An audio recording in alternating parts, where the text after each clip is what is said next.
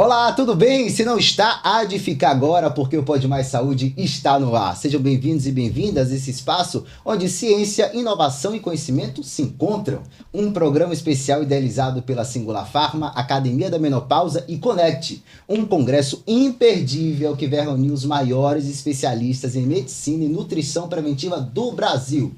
Para quem não me conhece, eu sou Vitor Silveira, jornalista, e em cada episódio eu recebo aqui especialistas renomados para compartilhar suas experiências, insights e as novidades mais relevantes no cuidado com a saúde integral. No episódio de hoje a gente vai falar sobre saúde da mulher e menopausa. E nessa bancada aqui, olha quem a gente está recebendo. Dr. Naor, seja bem-vindo. E Jennifer Fonseca, nutricionista, muito bem-vinda também, viu? Obrigada. Prazer ter vocês aqui. Obrigado a você, Vitor. Ok, hoje a gente vai falar sobre esse assunto, né? Saúde da mulher em menopausa. Primeiro, antes da gente começar aqui o nosso roteiro de perguntas, nosso bate-papo, eu queria que vocês fizessem um resumo da importância de discutir esse assunto. Primeiras damas. Então, hoje, mais que a metade da população brasileira, né, sofre aí com várias consequências da menopausa, e uma dessas consequências é a obesidade. Lógico que a menopausa, quando a paciente não está bem assistida, ela vai ter várias consequências, né? Então, uma dessas consequências que eu quero frisar aqui é a obesidade, porque mais da metade da população brasileira é obesa, e são mulheres. As mulheres, elas acabam perdendo um controle, não só por uma questão de falta de disciplina, falta de foco, mas uma questão hormonal. Então, nós, profissionais da saúde, precisamos ter uma visão integrativa e sistêmica e olhar para outros gatilhos que levam a esse processo. Doutor Naor. É importante falar um pouquinho sobre a epidemiologia. Como Jennifer falou, temos muitas mulheres hoje entrando na menopausa, mas até 2030 teremos 1 bi de mulheres entrando na menopausa. Então, é importante falar de um tema que por muito tempo foi um tabu, porque a saúde da mulher ela vem sendo mais investigada e mais buscada agora, e a gente vai falar um pouquinho sobre isso ao longo do podcast. Mas principalmente entender o corpo da mulher como um todo, entender o que ficou no passado e o que realmente hoje é importante. Em tempos como a mulher vem se empoderando, né, ocupando espaços que antes não podiam ocupar, então elas precisam chegar lá com toda a saúde, todo o vigor, né, sem cansaço, fadiga por conta da menopausa. Doutor Naor, menopausa é o início do envelhecimento acelerado ou isso é um mito? Bom, vamos lá. O envelhecimento da mulher é natural como o envelhecimento de qualquer ser humano, qualquer ser natural, ser vivo. Mas a gente tem que entender como o ciclo da mulher funciona. A gente sabe que a vida da mulher começa lá na juventude. Geralmente a gente associa a menopausa à interrupção da menstruação, quando a mulher ela fica 1 ano sem menstruar. Mas esse ciclo menstrual da mulher começa lá na menarca, na primeira menstruação. Quando a mulher é jovem, as mães ficam aflitas para saber se ela vai menstruar com 9, com 10, com 12 anos. O que é que isso vai influenciar ao longo da vida? E aí começa todo um histórico ginecológico que vai influenciar e determinar no peso da mulher, em como o metabolismo dela vai funcionar, nas doenças que ela pode desenvolver, e isso tem que ser acompanhado ao longo da vida para a gente investigar a necessidade de bloqueio, necessidade de intervenção, para dar mais qualidade de vida e fazer com que a mulher viva mais e melhor. Existe, eu não sei se é mito ou não, tá? É uma dúvida mesmo pessoal. Existe relação com a vida da mulher, né? Se ela vai menstruar mais jovem, por exemplo, com 9 anos. Eu fui criado numa casa com 6 mulheres e acompanhei esse processo com minhas irmãs, com minha mãe, né? Se menstruar mais cedo, tem que cuidar disso, daquilo. Tem relação? Menstruou mais cedo, precisa ficar atento a alguma coisa diferente das outras que vão menstruar um pouquinho mais tarde? Veja bem, a gente não tem um consenso ainda sobre isso, porque são vários fatores que levam a uma perimenopausa precoce, né? Então, fatores genéticos. Então, se a mãe menopausou cedo, essa mulher, ela tende a menopausar mais cedo, e a perimenopausa é o período que antecede a menopausa 10 anos antes. Então, os sintomas da menopausa, você começa a sentir 10 anos antes. Então, são fatores genéticos, que é um fator muito forte. Também tem fatores ambientais. Por exemplo, se a mãe menopausou com 55, com 45 ela entrou nesse processo. Só que a filha pode entrar mais cedo. Por quê? Porque ela pode ter um estilo de vida ruim, excesso de toxinas. O que são toxinas? Substâncias que nós não metabolizamos, chumbo, mercúrio, arsênio, muito medicamento, muitos conservantes, edulcorantes. Nossa alimentação hoje como é, né? Uma alimentação cheia de conservantes, edulcorantes, pesticidas, herbicidas.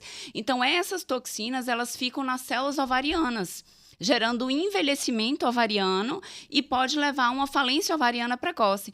Tem outros fatores também que podem levar, como, por exemplo, doenças sistêmicas, né? Tem algumas doenças, essa paciente fica com hipotireoidismo por muito tempo sem tratar. Enfim, algumas doenças, lúpus, algumas doenças podem levar a uma falência ovariana precoce. E o estilo de vida dessa pessoa, se é uma pessoa, por exemplo, que é plantonista, que perde muita noite de sono, a melatonina é um dos maiores potentes antioxidantes do ovário. E, inclusive, eu uso a melatonina no tratamento da fertilidade feminina, né? Porque quando a gente fala de fertilidade, a gente tem que pensar na saúde da mulher e na saúde do homem. Não é só na saúde da mulher, como todo mundo acha. Então, pessoas plantonistas, pessoas que trabalham em indústria química, que trabalham com produtos químicos, pessoas que cabeleireiras, por exemplo, que mexe muito com progressiva. Então, se essa pessoa, mesmo que a mãe menopausou tarde, ela vive nesse ambiente e menstruou cedo, tem um cálculozinho que faz, né, Naô, a idade que menstruou mais 33, tá? Mas aí eu vou deixar para a Naô para ver se isso é mito ou verdade. Mas, assim, é uma estimativa, né? É uma estimativa. Mas não necessariamente quer dizer que essa pessoa vai menopausar exatamente naquela data. Uhum. Eu vou cruzar dados agora. O doutor Naô falou que daqui a alguns anos vão ser 1 bilhão, não é isso? Isso. De mulheres na menopausa, Isso. esse período. Aí você me trouxe, Jennifer, uma informação de que com o passar do tempo, né, a ingestão de toxinas, Isso. de substâncias industrializadas, ao passar do tempo ela vai crescendo por conta, né, de novos produtos que vão surgindo. Isso. O desodorante aerosol. Isso vai causar, ou já está causando, uma piora na saúde da mulher nessa situação da menopausa aí? E pode ser que piore daqui a um tempo? Pode sim, já está, né? Eu atendo inúmeras pacientes com alumínio muito alto, com nível de intoxicação muito grande. Por quê? Qual é o maior problema? Nós somos intoxicados em todo o tempo. O ar é poluído, né? A gente não tem como viver numa bolha, viver lá na Mata Atlântica do que tem na mata e comer. Seria perfeito esse cenário, mas vida real. Então, a gente acaba sendo intoxicado em todo o tempo. Qual é o maior problema? Se você não está sendo bem assistido, porque nutricionista não é só para fazer dieta. Nutricionista, pelo menos eu tenho essa visão integrativa e sistêmica de fazer a suplementação de vitaminas, porque quem faz detoxificação? Quem elimina essas toxinas? Vitaminas e minerais. As pessoas fazem uma vez por ano exames de algumas vitaminas. A maioria dos meus pacientes que eu atendo, que vem para mim a primeira vez, quando trazem exames, é um exame só de uma B12, uma vitamina D, enfim. Existem várias vitaminas que participam do processo de detoxificação hepática para eliminar essa substância da fase 1 e da fase 2, porque essas toxinas são substâncias apolares que não se dissolvem facilmente. Elas precisam transformar em polar para sair aonde? Poros, urina e fezes. Inclusive, esse processo começa na lactação também. Uma lactante que não tem uma alimentação saudável, e muitas lactantes falam assim, quando eu parar de amamentar, eu vou procurar Nutri, tá lá comendo pão, tá comendo biscoito, doces, açúcares, enfim, conservantes, edulcorantes, porque assim, o que veio da terra, mesmo que não seja saudável, né, é melhor, o mais natural possível. Por exemplo, açúcar. Açúcar não é maravilhoso, mas também não tem conservantes, edulcorantes, né, alguns açúcares, lógico, mas o leite materno, quando a mãe está amamentando, as toxinas saem do leite materno e vai para o bebê. Então, o processo, por exemplo, uma bebê do sexo feminino. Então, ela começa ali o processo dela, na verdade, desde a pré-concepção da mãe. Mas na lactação, se essa mãe não tiver cuidado, passa todas as toxinas para o bebê. Pro bebê, imagina. Eu gosto de falar, Vitor, que quando a gente compara, a gente sempre tem que ter um efeito comparativo, né? O que a gente viveu no passado e o que a gente vive hoje. E quando a gente pega a história dos nossos avós, dos nossos pais, era uma vida muito mais leve. Então, assim, você dormia às 7 horas da noite, acordava às 3:30 da manhã, acompanhava a luz do sol. E isso tornava a rotina muito mais tranquila. O alimento era aquele de subsistência, plantado na terra, colhido da terra, compartilhado e trocado na feira da região mais próxima. Então, assim, a gente era livre de toda uma influência de coisas ruins. E isso nos atenta também para uma queixa muito menor de menopausa no passado. Antigamente, as mulheres não se queixavam tanto. Primeiro, pelo grau de desinformação, que era mais baixo, concordo. Mas a gente sabe que o melhor tratamento para a menopausa é algo que a gente vai discutir um pouquinho depois, é exercício físico. Se a gente pudesse encapsular um único tratamento para a menopausa, seria exercício físico. A gente sabe que o exercício físico ele é extremamente potente na redução de sintomas e na manutenção da qualidade de vida na mulher pré e pós-menopausa. E aí a gente vê cada vez mais mulheres mais jovens tendo uma perimenopausa e uma menopausa mais precoce. E em homens também. Jennifer deu um exemplo que eu me identifiquei. Eu dei muito plantão, já dei 120 horas de plantão seguido em hospital. E ele é intenso, tem TDAH também, que eu diagnostiquei. Exato. E o pior é que às vezes chega em casa e não consegue dormir, né? Porque tá acelerado. Não, essa criatura aí precisa ser estudada pela NASA. E assim, a gente sabe que a maior parte da produção hormonal do nosso corpo é realizada à noite. Tem influência de vitaminas como a vitamina D, que Jennifer falou. Então, assim, o nosso estilo de vida não corrobora pra gente querer tudo que a gente pede, né? Inclusive, assim, isso que Nau falou das mulheres, né? As mulheres tinham 7, 10 filhos. Sua mãe teve quantos filhos, você falou? Só 3. Só 3, né? Pois é. As mulheres tinham mais filhos mesmo, e não eram surtadas. Não tô falando de ter mais filhos, mas assim, de ser uma pessoa leve, uma pessoa que, não, lógico que não é fácil, né? Criar 6, 7 filhos. Mas, enfim, era muito mais tranquilo isso. É que a quantidade de informações também, né? Isso. Era menor. Você vê uma coisa bem legal. Até a quantidade de sexo que as pessoas faziam antes era muito maior. Era maior. Então, assim, por mais que tinha esse atrito muito, a mulher tinha uma posição social, como você falou antes, diferente, mas, assim, as pessoas eram mais livres para ter um momento de alívio, porque o sexo ele é extremamente importante. E a gente vê hoje no consultório, acho que o quê, Jennifer? Mais de 80% se queixam de libido? Exatamente, 99%. Muito difícil você ver uma pessoa plenamente bem sexualmente. Ó, vamos lá, a gente tá falando sobre isso, mas a reposição hormonal ainda assusta muitas mulheres, né?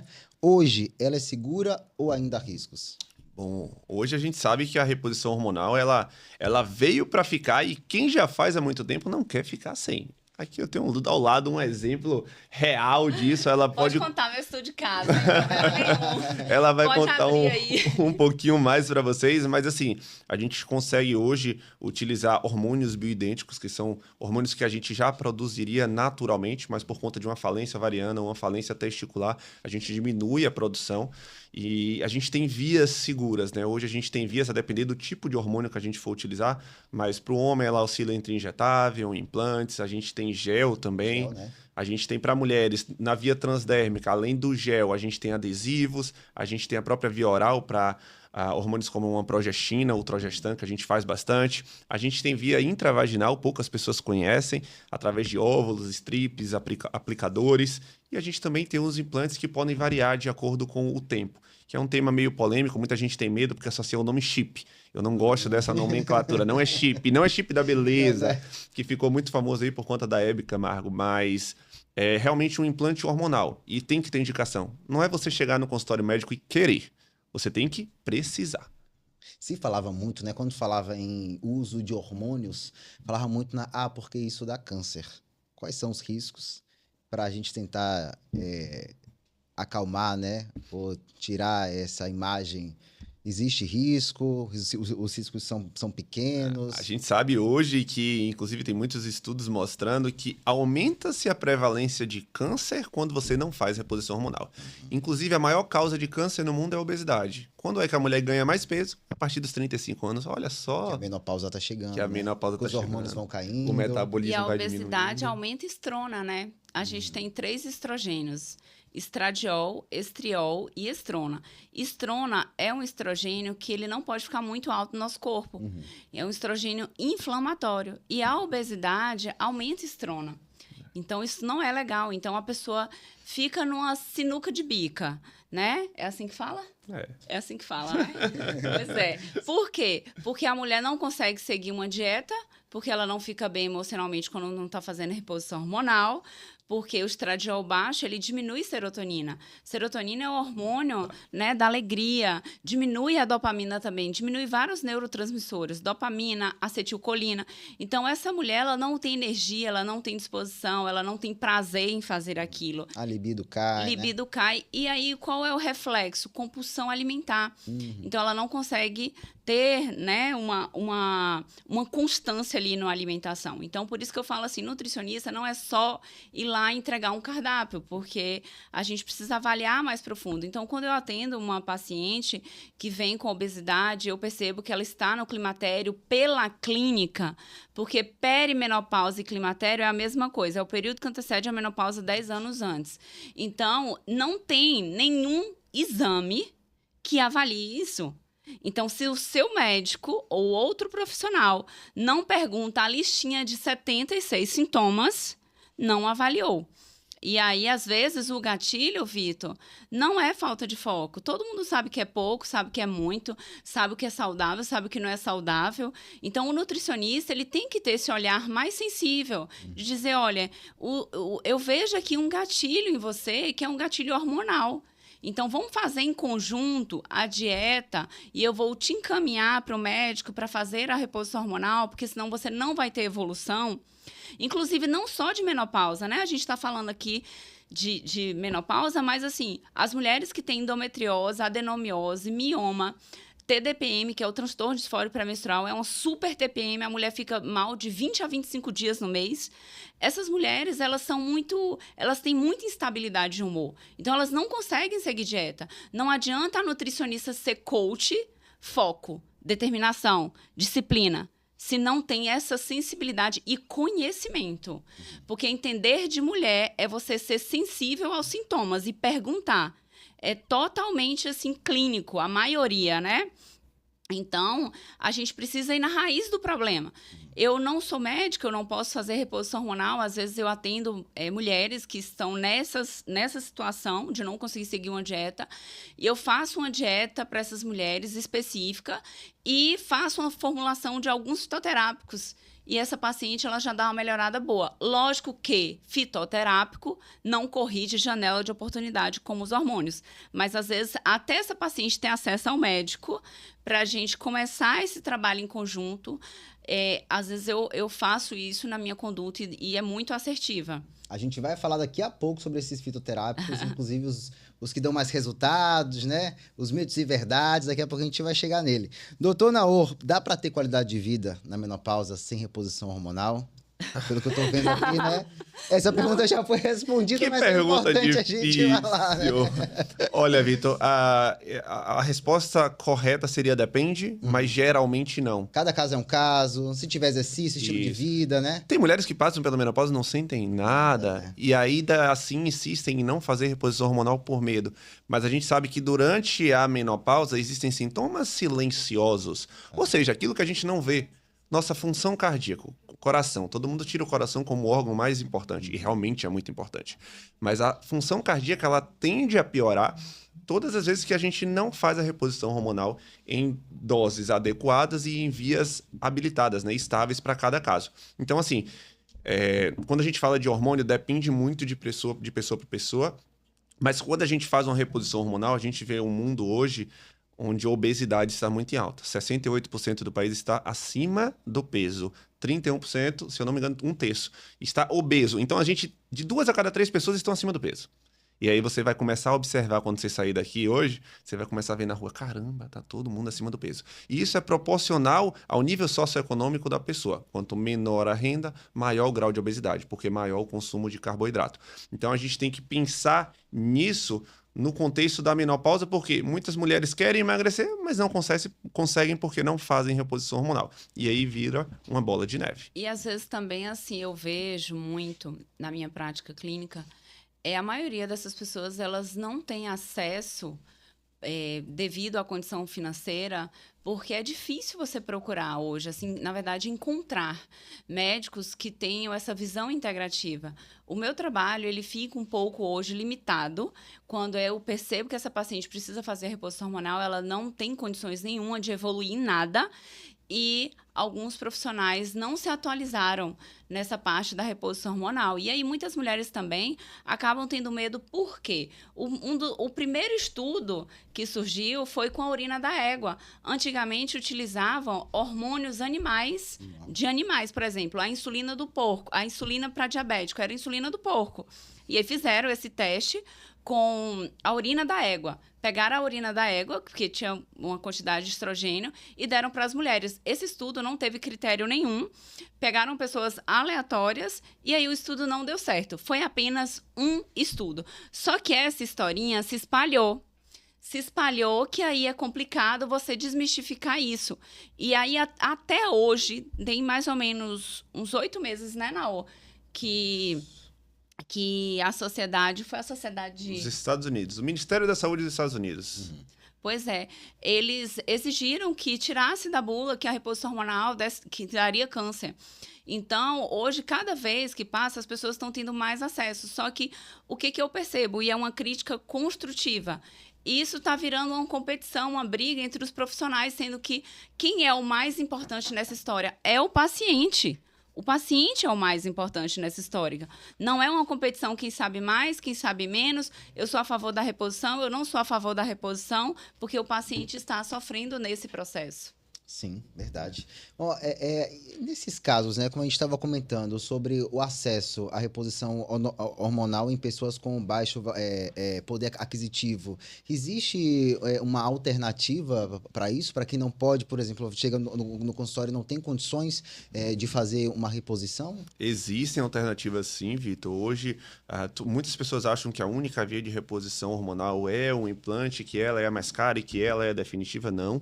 Hoje a gente consegue fazer reposição hormonal, como eu te falei, por várias vias. Sim. Vias mais em conta, vias mais acessíveis. Eu não sei se toda a população conseguiria, mas assim, hormônios como o estradiol, como a progesterona, oscilando aí entre 100, 150, 200 reais, né? Então não é algo tão longe, talvez por a gente viver em um país socioeconômico e economicamente um pouco... eu não diria quebrado, mas ruim quando a gente compara a outros países maiores como os Estados Unidos. E isso que Jennifer trouxe é muito importante. A gente sabe que é um pouco difícil para todo mundo ter acesso, mas não é algo tão distante assim. Mas o debate é importante, né? Para que todos tenham acesso, né? Isso porque aumenta a qualidade de vida, aumenta a longevidade, aumenta os dias de vida aqui na Terra. Então, isso é muito importante para a sobrevida no geral. E podem reduzir os atendimentos, né, nos postos de saúde, se você dá mais qualidade de vida. Na verdade, o SUS... Menos regulação, menos...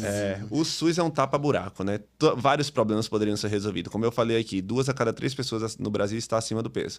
A maior causa de doenças crônicas, que é o que a gente mais trata no SUS, que é paliativo, é a obesidade. Hipertenso porque está obeso, diabético porque está obeso. Claro que não dá para generalizar, mas a grande maioria, sim. Então, a obesidade hoje é a doença que mais onera o SUS. Uhum. Jennifer, por que muitas mulheres relatam ganho de peso durante a menopausa, mesmo mantendo a mesma alimentação de antes? O que acontece? Com a queda dos estrogênios, ocorre uma diminuição da taxa metabólica basal. O metabolismo, ele fica muito lento. Então, essa mulher, ela come, às vezes, bem menos do que comia antes e conseguia emagrecer. Além disso, com a queda dos estrogênios, aumenta o percentual de gordura. Essa gordura, principalmente a gordura abdominal. Então, essa mulher, ela não consegue, ela vai malhar, às vezes, segue uma alimentação mais restrita de carboidrato e não consegue emagrecer. Então, quando eu atendo uma paciente que está nessa situação, eu faço uma alimentação para essa paciente, associo algumas suplementações, indico fazer a reposição hormonal juntamente, e é incrível. A paciente emagrece, inclusive, mulheres que estão na perimenopausa, fazendo uso do Mounjaro, e não estão conseguindo emagrecer. Lógico que são vários fatores, né? Eu vou falar dos casos das pacientes que eu atendi recentemente. Mesmo fazendo a dieta, essas pacientes, duas pacientes eu atendi nessa situação, não estava conseguindo emagrecer e simplesmente eu falei com o médico, vamos fazer, veja o que você acha, fazer a reposição do estradiol para essa paciente. Ela estava usando só a testosterona. O estradiol é um dos hormônios que mais, lógico que assim, a testosterona, ela também ajuda no metabolismo, porque ela aumenta também a massa muscular, né? Mas assim, depende.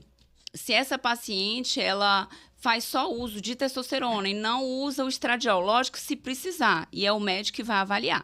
Mas quando eu encaminho para o médico, tem queixas específicas que é por deficiência de estradiol. Por exemplo, eu faço algumas perguntas. Você dorme bem? Não, eu acordo no meio da noite. Acordar no meio da noite é clássico, é falta de estradiol. Dificuldade de pegar no sono é falta de progesterona, porque a progesterona induz um neurotransmissor chamado GABA, que diminui o cortisol, que diminui os hormônios excitatórios. E aí, assim, tem clínicas específicas, tem sintomas específicos que é de estradiol. Por exemplo, ressecamento vaginal, falta de estradiol, a depender, né, dor na relação sexual, se essa mulher não tiver endometriose, pode ser falta de estradiol, fogachos, falta de estradiol. Lógico que a testosterona e progesterona é importante, mas o hormônio que vai ajudar a mulher nessa questão do metabolismo é o estradiol. Isso é muito real, porque você me fez lembrar de uma conhecida minha, uma amiga que estava fazendo uso do Ozempic, antes do Mounjaro, que falava, estou usando e não estou emagrecendo. Manda ela aí pra mim. Não sei o que aconteceu. Falei, não é possível. Nunca vi um caso desse de uma pessoa que está tomando Ozempic e não está conseguindo emagrecer nada. Ela falou, em mim não funcionou. Eu falei, não é possível. E realmente era. E aí, doutor, a gente falando sobre essa questão, né, da mulher manter a alimentação, aumentar o peso, talvez esteja relacionado com as queixas que ela sente de cansaço, de exaustão e aí de fraqueza na academia. Tem ligação com isso também, da menopausa? Com certeza. Tudo liga a uma diminuição da cadeia energética, eu gosto de dizer. Uma deficiência que a mulher na menopausa começa a ter, que é mitocondrial. A mitocôndria é a parte da nossa célula responsável por produzir energia. Então, por isso que quando a gente tem 10, 20 anos, a gente é muito energético. Quando a gente vai envelhecendo, as células também envelhecem. Então, a gente vai tendo a deficiência de energia. E existe um peptídeo muito legal que aí a gente gosta muito, eu e Jennifer, que é o NAD. E ele te dá muita energia, regula ciclo circadiano, melhora sono. Então, você acaba ficando muito bem. Uma coisa muito legal e importante falar sobre o estradiol, que é um hormônio importantíssimo para o metabolismo. Muitas pessoas não entendem metabolismo, mas metabolismo é aquilo que o nosso corpo depende para viver a nível energético.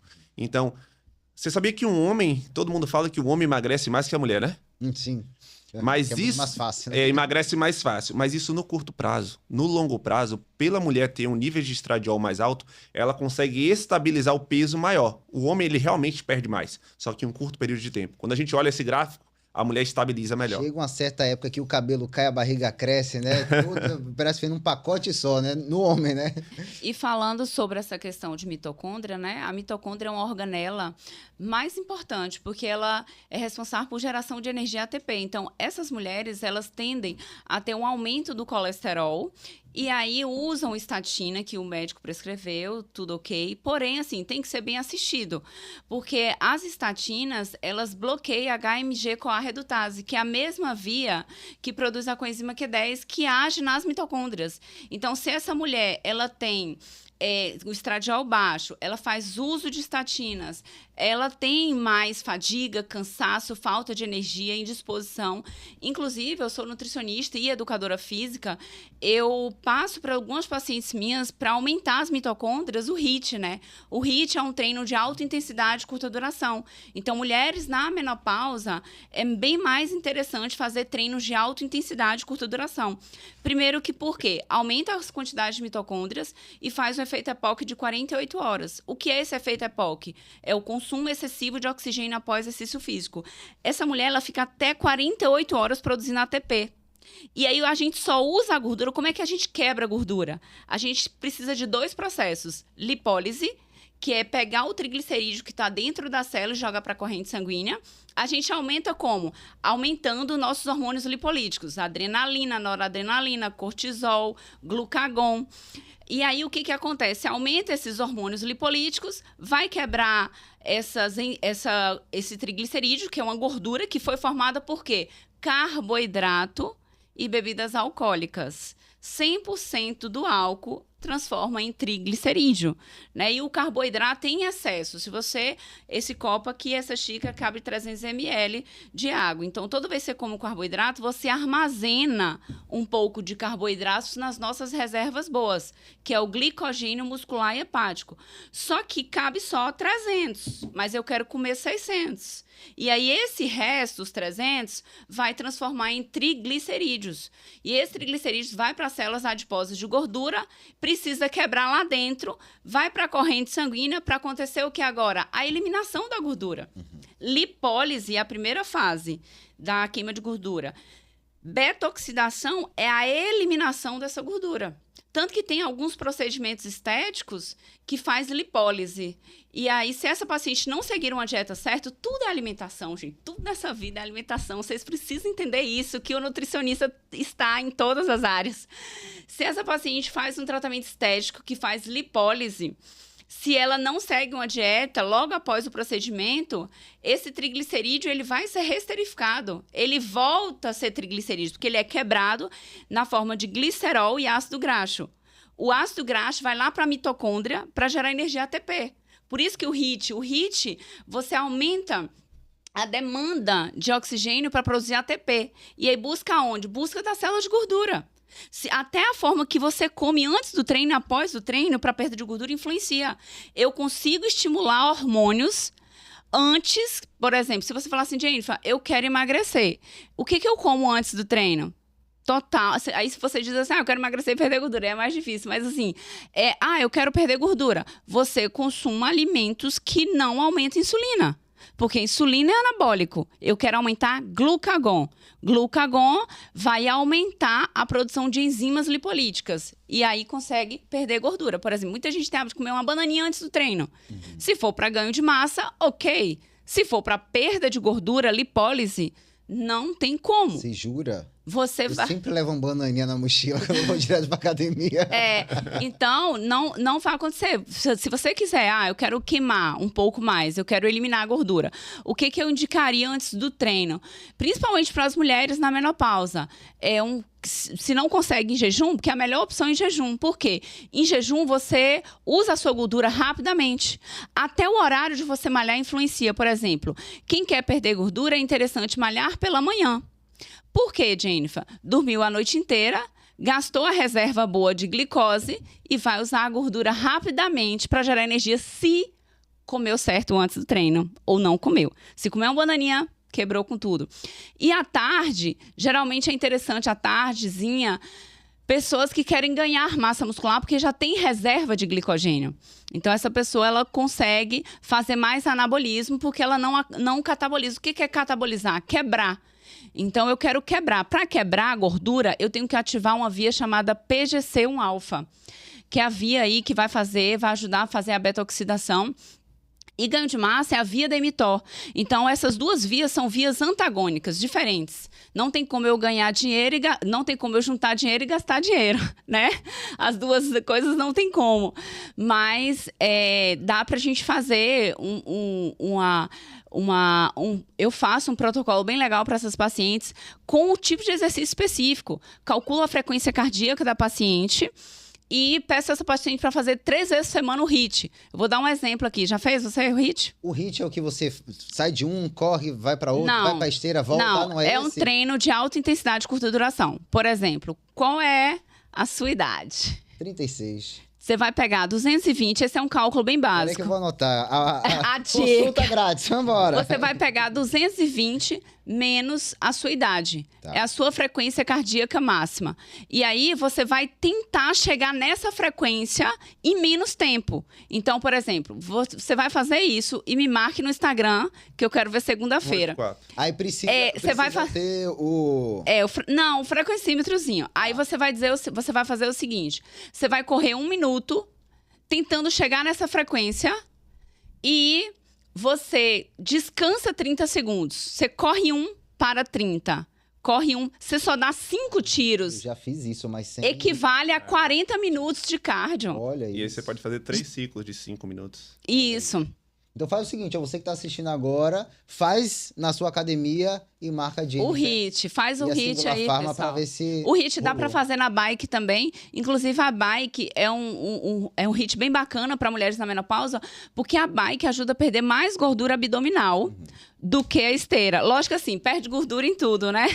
Mas a bike já tem alguns estudos que relatam sobre isso em relação à lipólise mais nas células adiposas do abdômen.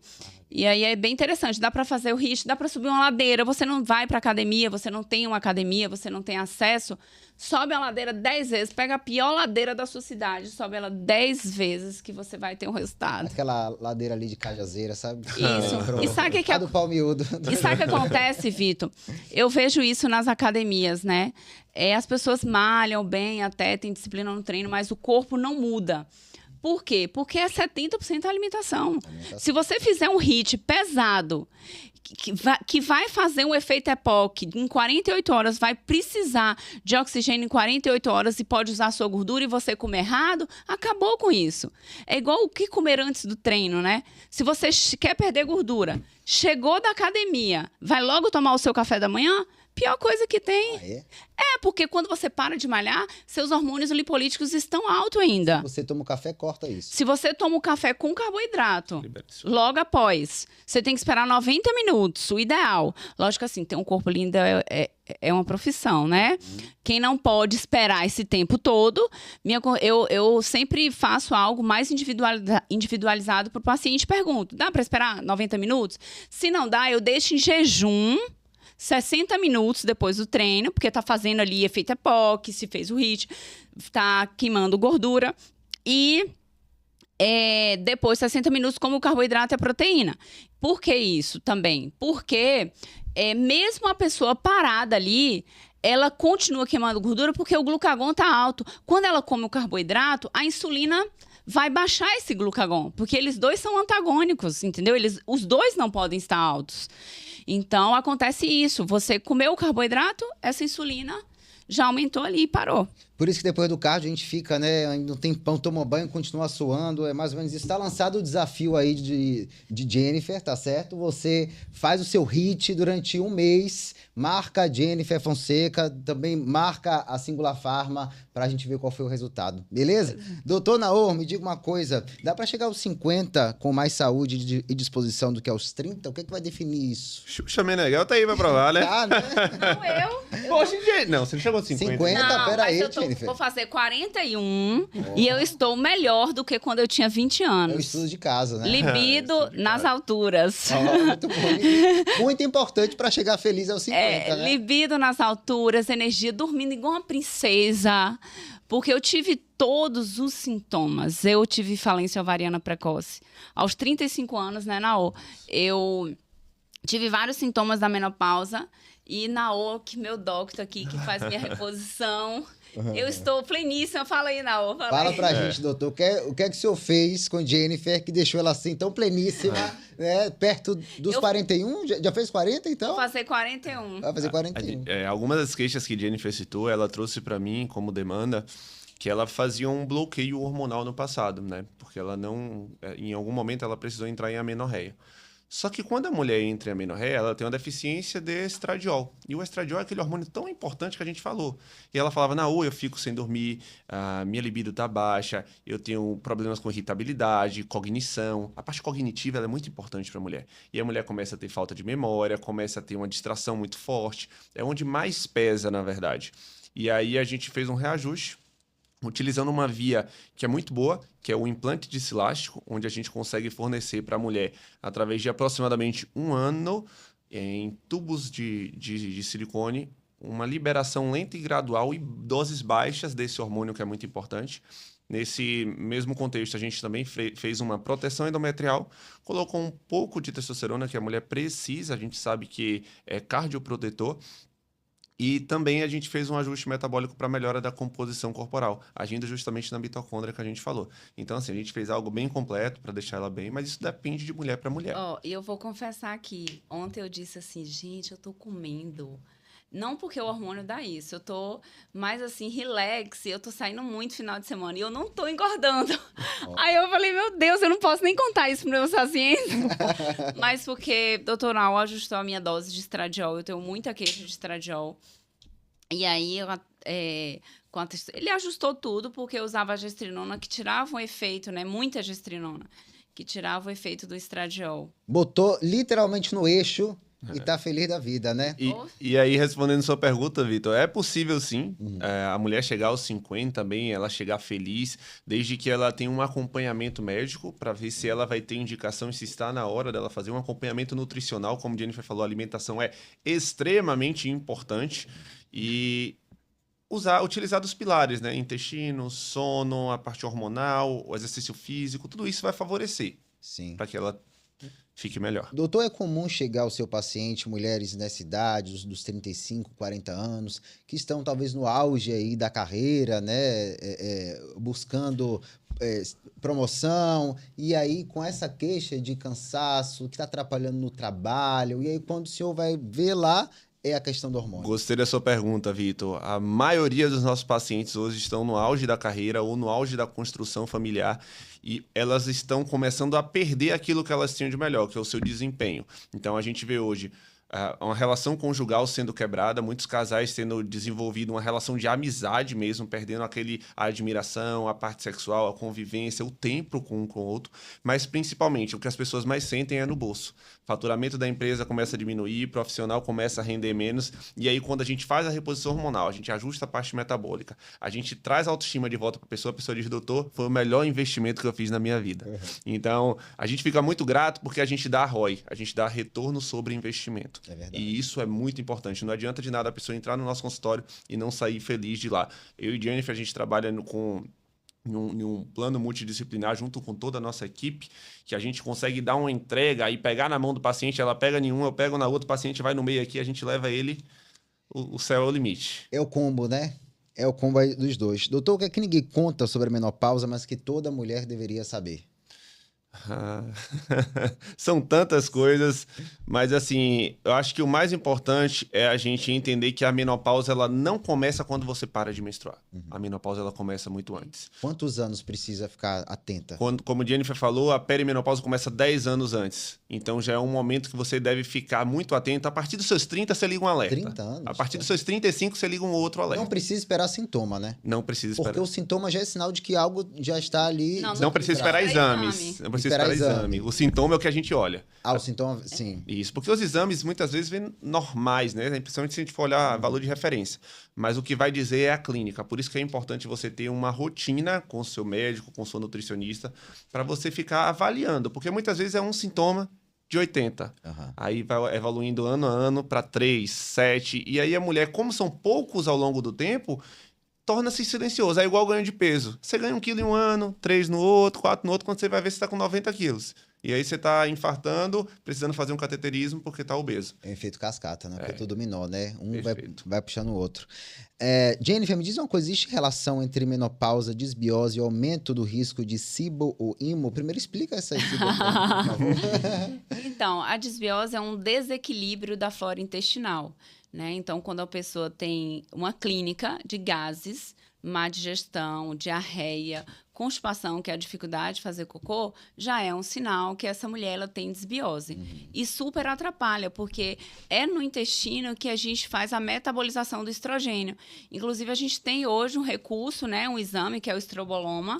O estroboloma é bem interessante, porque o estroboloma é um exame que dá para avaliar as bactérias que são produzidas ali no intestino, que regula a microbiota intestinal e produz um enzima, estimula essas bactérias, elas estimulam a beta-glucuronidase, que é uma enzima que é responsável pelo ciclo do estrogênio. Então, o fígado, ele vai fazer esse processo, né, de eliminação dos estrogênios, e aí vai para o intestino, e o intestino precisa equilibrar. Não pode, essa enzima, ela não pode nem ter muito e nem ter pouca, né? Geralmente, pessoas que têm endometriose, têm muita beta-glucuronidase, e aí essas pessoas, porque doença de predominância estrogênica, né?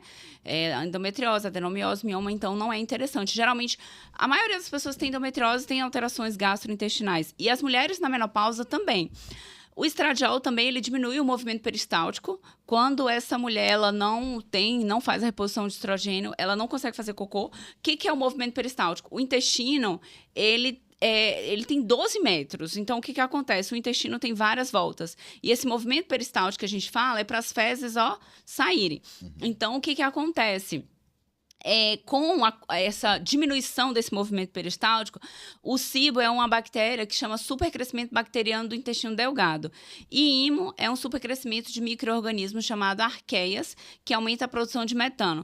Então, o SIBO ele fica no colo.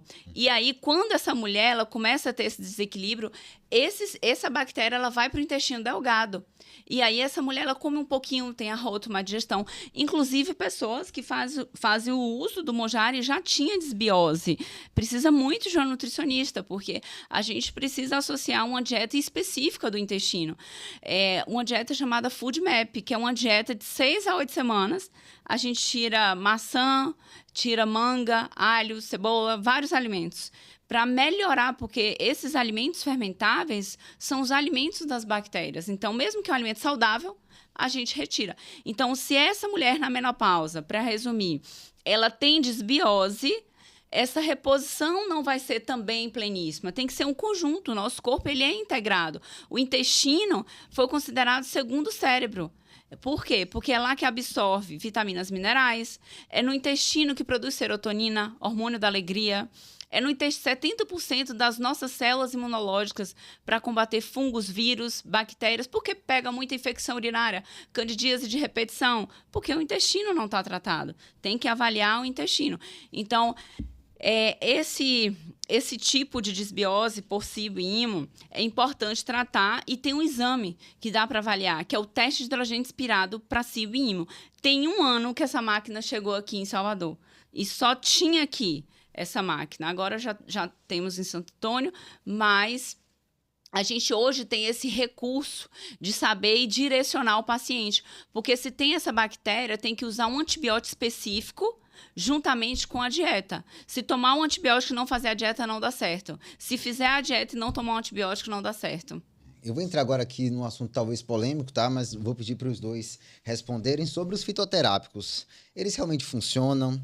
Ou é realmente ali, talvez, aquela mulher, aquele paciente que, não vou tomar hormônio, eles se complementam, é aquela que fala, não, é uma receita caseira, sabe? Vou tomar isso aqui, a maca, porque a minha vizinha tá tomando, ela disse que aumentou a libido dela. Qual o papel dos fitoterápicos nessa questão? Veja bem, eu acredito sim nos fitoterápicos, até porque a gente tem, né, nas nossas farmácias aqui na Singular, a gente tem vários recursos para utilizar para essas mulheres na menopausa, mas assim, eu quero frisar muito bem que nada exclui, né, a reposição hormonal. Então, às vezes, essa paciente ela gasta bem menos fazendo a reposição hormonal. Mas, como eu não sou médica, vou falar da minha alçada. Eu uso muito quando essa paciente chega para mim e fala assim, Jennifer, eu tô com fogachos, eu tô com ondas de calor. Eu uso o quê? Eu uso Simicifuga rancimosa, eu uso trevo vermelho, eu uso Vitex agnus, que é muito bom também. Eu uso isoflavonas. Paciente chega com a memória ruim. Gente, eu estou esquecendo muito rápido, eu estou com prolapso de memória, do nada eu falo, vou pegar tal coisa e já esqueço o que eu iria pegar. Aí eu uso alguns fitoterápicos, a ashwagandha mesmo, é maravilhoso usar à noite antes de dormir, eu associo com magnésio de malato. Uso também para concentração, radiola rósea, o panax ginseng, uso ginkgo biloba, que é muito bom a ginkgo biloba para concentração. Ginkgo biloba eu uso muito para concentração e para zumbido. E zumbido também tem relação com perimenopausa. Um dos sintomas que eu tive foi muito zumbido, muito zumbido. Fiz vários exames e não deu nada. E aí, quando eu fiz a reposição hormonal, melhorei. Eu uso também para concentração a taurina e a L-teanina, que é muito bom também. Então, assim, às vezes é difícil porque o paciente está com muitos sintomas. Por exemplo, falta de concentração, ressecamento vaginal, fogachos, não está dormindo. Então, a gente fica tampando um pouco de buracos, né? Mas muitas pacientes melhoram. Assim, eu sempre vejo a clínica principal, o sintoma principal, porque às vezes até não dá conta de usar tanta coisa. E às vezes a paciente não tem aquela condição para comprar tudo. E aí a paciente já melhora muito bem. Sim, eu fiz essa pergunta também porque muitos médicos estão fazendo essa substituição. Inclusive, eu fiz um transplante capilar há 1 mês. E o meu médico, ele não me passou finasterida nem dutasterida, né? Que é o mais comum usado aí no controle do DHT, né, doutor? Isso. E ele me passou um fitoterápico, que eu não vou saber o nome agora. Mas muitos médicos já estão fazendo essa substituição, né? O que o senhor acha disso? Bom, a gente usa muito inibidores de DHT para homens, porque é das derivações da testosterona que mais causam queda de cabelo. E a gente usa fitoterápicos também para estimular, como o Jennifer falou. Muito cuidado quando a gente usa o fitoterápico com a intenção de tratar. O fitoterápico não é garantia de tratamento. E muitas pessoas se iludem por ser mais em conta e por ser natural, acham que é melhor. E não é. Muitas vezes um tratamento local, a gente tem muita tecnologia vindo hoje, principalmente para a área capilar, que tem favorecido o crescimento. A gente tem também, inclusive lá no Instituto, a gente tem um núcleo de terapia capilar, que é dirigido por doutora Mariana, onde a gente consegue fazer uma nutrição do cabelo de fora para dentro através de tecnologia, sem precisar de microagulhamento, sem precisar de procedimentos mais invasivos, que trazem resultados muito bons. Então, assim, o fitoterápico, eu acho que, como você falou, ele é coadjuvante. Ele vem... coadjuvante não, ele é adjuvante, ele vem junto, né? Potencializa, perfeito. Okay. E assim, ó, pra te dar uma diquinha também, que eu sei que você gosta de diquinha. Por favor, quem não gosta? Então, o bloqueio aí é da enzima 5-alfa-redutase, né? Que a testosterona ela é convertida em DHT. DHT é a dihidrotestosterona. E chá verde bloqueia 5-alfa-redutase. Olha, mas o chá verde de cápsula pode tomar? Você pode tomar 2 xícaras de chá verde agora nesse processo. E você pode também formular. Você pode formular epitogalocatequinas. Que bloqueia assim, bloqueia assim, né? Uhum. Ajuda a não ter tanta conversão de testo em DHT. Porque no couro cabeludo a gente tem muitos receptores para DHT. O lugar que tem mais DHT é na cabeça. É mole. E aí eu tenho alopecia androgenética também, minha dermatotricologista melhorou bastante meu cabelo. E assim, tenho que fazer esses bloqueios, mas melhorei bastante. E uma coisa legal, Vitor, uma coisa que muita gente acha, vou fazer reposição hormonal, meu cabelo vai cair. Nem sempre, nem todos os fios do cabelo respondem ao DHT, à inibição da alfa-5-redutase. Então, não precisa ter esse medo, tá? De fazer a reposição hormonal ao mesmo tempo que você faz o transplante. Eu não tenho queda de cabelo. Desde quando eu fiz a reposição, eu já usei, eu comecei a usar a gestrinona desde os 22 anos, o implante. E nunca tive queda de cabelo por hormônios. O meu caso é alopecia androgenética mesmo. Meu cabelo não cai, mas ele fica ralo, eflúvio. Sim. Dá pra ver o corinho cabeludo. O couro que não tá cabeludo. Meu caso é genética mesmo. Meu pai já fez transplante capilar 2 vezes. Desde 86 que ele faz transplante capilar. Nossa, pioneiro. É pioneiro, né? Atenção, Singular Pharma, vocês ouviram aí, né? A fórmula aí do chá verde. Tem mais outro aí, né? Pode usar também crisina, é interessante a crisina. Pronto. E o chá verde é epitogalocatequinas em cápsula. Tá vendo? Tudo você encontra na Singular Pharma, é só pedir para formular, não é isso? Faz a consulta com a Nutri, com o doutor e aí pronto, vai ser feliz. Bom, agora a gente vai abrir espaço para os nossos especialistas, a pergunta dos nossos especialistas para vocês. Vamos ver. Bom dia, meu nome é Augusto. Sou nutricionista e faço parte do time comercial da Singular Pharma. E a pergunta de hoje é: doutora, como a queda hormonal afeta a saúde do cérebro e quais são os mecanismos que podem ajudar a proteger a função cognitiva nesta fase? Então, com a queda dos estrogênios, acontece uma diminuição, né, da energia cerebral. Então, essas mulheres, elas começam a ter um prolapso, elas começam a esquecer, essas mulheres têm dificuldade de se concentrar um pouco mais. Então, eu utilizo alguns fitoterápicos que ajudam. Eu utilizo a ginkgo biloba, utilizo a radiola rosa, que é excelente para concentração. A ashwagandha também, eu utilizo a ashwagandha à noite, porque a ashwagandha, juntamente com o magnésio de malato, vai melhorar aí alguns neurotransmissores. E o que acontece? É importante também entender que com essa perimenopausa ou menopausa, acontece uma diminuição dos neurotransmissores, que é a serotonina. Serotonina forma melatonina. Então, essa mulher, às vezes, acaba não dormindo direito. Durante o dia, ela tem falta de concentração. Diminui também a dopamina, diminui a acetilcolina também. Então, com a diminuição desses estrogênios, desses neurotransmissores, os pacientes, eles têm essa dificuldade de esquecimento, assim, real. Tô aqui cozinhando, vou pegar uma cebola na geladeira. Abre a geladeira e esquece. O que eu vim pegar mesmo?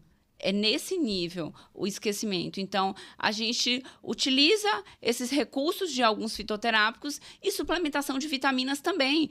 Ômega 3 é muito importante para o sistema, né, neurológico. Também utilizo a vitamina D, vitaminas do complexo B, o magnésio também eu utilizo. Então, a gente faz uma suplementação de vitaminas e minerais e utiliza fitoterápicos também. Agora vamos à pergunta da nossa equipe também para o Dr. Naor. Quais vias a mulher na menopausa pode utilizar para fazer a reposição hormonal? Bom, a gente sabe que são várias as vias que a gente tem hoje para a mulher fazer a reposição e depende muito do hormônio que ela vai utilizar, mas tem uma que eu gosto muito da Singular, que é o Top Click.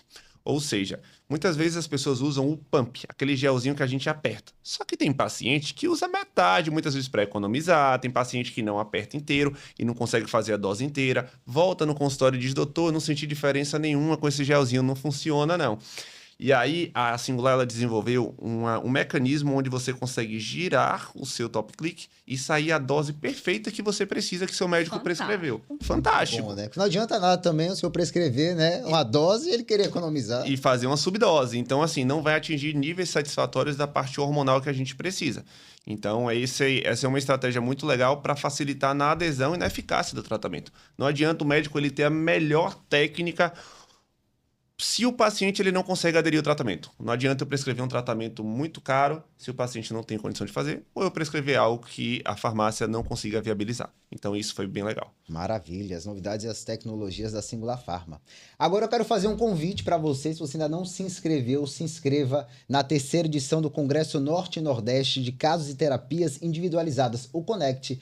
Conheci vocês lá, encontrei vocês lá, né? Isso. Já foram algumas vezes, é bacana, né? Sim. É um mega congresso, é isso mesmo. Esse ano vai acontecer nos dias 13 e 14 de novembro, aqui em Salvador, reunindo os maiores nomes da medicina e nutrição do Brasil. As inscrições já estão abertas e você pode se inscrever nesse QR Code que aparece aí na sua tela. Mais informações no Instagram, @ConnectEducação, Educacão, né? Porque sem cedilha e sem tio, e com 2 N's no Connect também. Espero vocês lá e vocês também, por favor.